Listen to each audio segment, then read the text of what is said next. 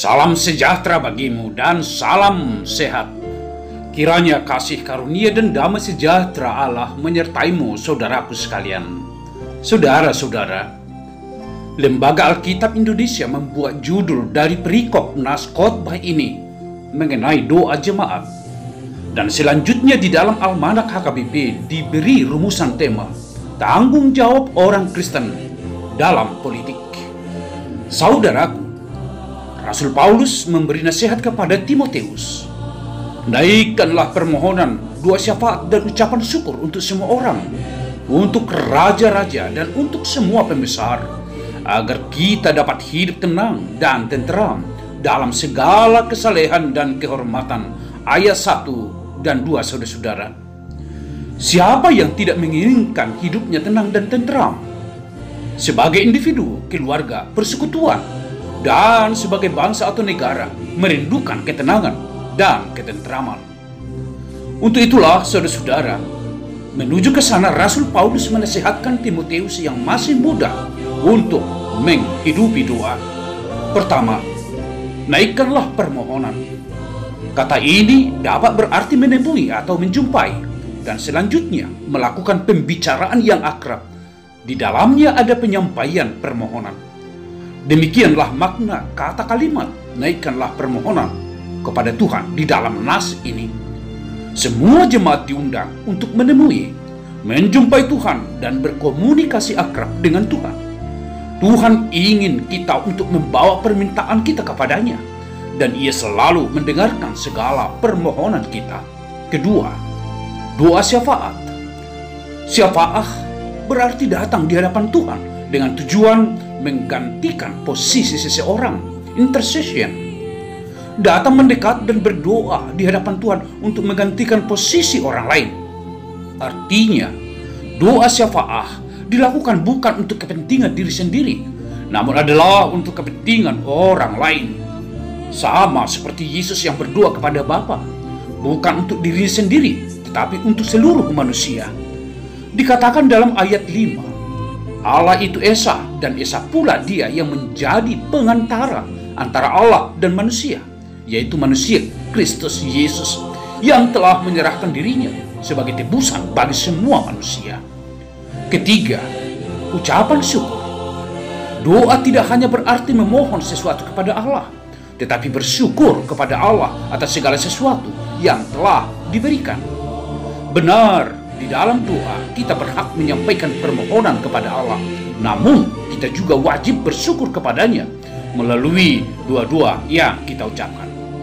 Inilah nasihat Rasul Paulus kepada Timotius agar dapat hidup tenang dan tenteram dalam segala kesalehan dan kehormatan. Dan juga dikatakan itulah yang baik dan berkenan kepada Allah, Juru Selamat kita. Saudara-saudaraku, melalui nas khotbah ini kita diajak untuk merespons tugas dan tanggung jawab kita sebagai orang Kristen di tengah-tengah dunia di mana kita hidup. Yang pertama, dalam konteks gereja kita HKBP, adalah kerinduan kita bersama dalam proses perencanaan dan pelaksanaan sinode Godang HKBP yang direncanakan pada bulan Desember mendatang. Tercipta ketenangan dan ketenteraman dalam kesalehan dan kehormatan.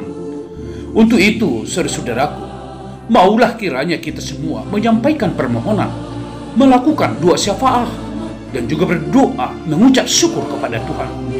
Ketenangan dan ketenteraman dalam kesalehan dan kehormatan adalah tugas panggilan kita bersama, tanggung jawab kita bersama demi visi dan misi gereja kita, yaitu menjadi berkat kepada dunia. Gereja ini adalah milik Kristus, dan Dialah kepala dan raja gereja yang hanya kepadanya kita setia dan tunduk. Yang kedua, dalam konteks bumi kita saat ini, kita masih menghadapi pandemi COVID. Sebagaimana kita rasakan dan lihat bahwa dampak yang ditimbulkannya sangat memengaruhi hampir seluruh lini kehidupan manusia.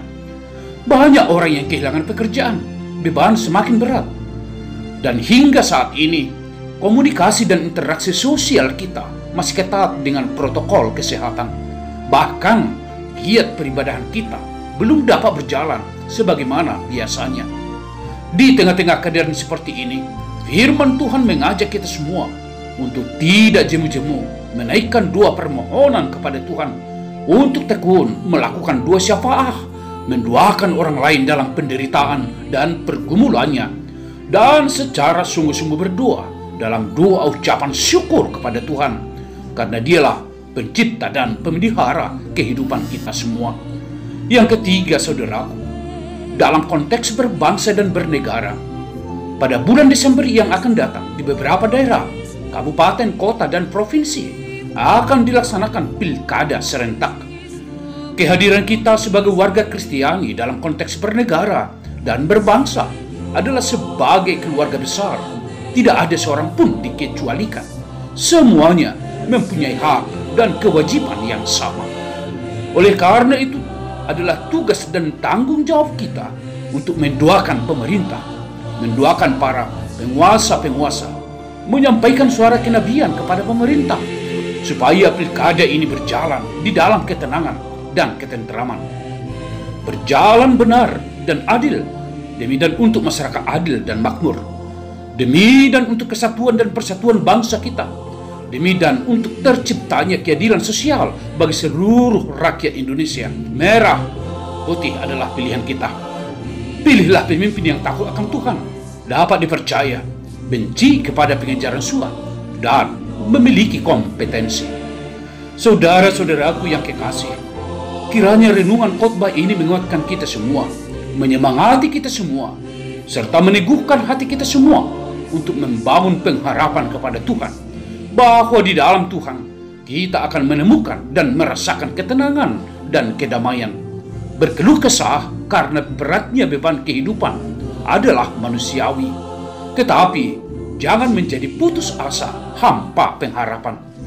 Hiduplah di dalam doa, doakanlah hidupmu, karena doa orang benar, bila dengan yakin didoakan, akan besarlah kuasanya. Amin. Tuhan memberkatimu. Selamat hari Minggu. Salam Marturia.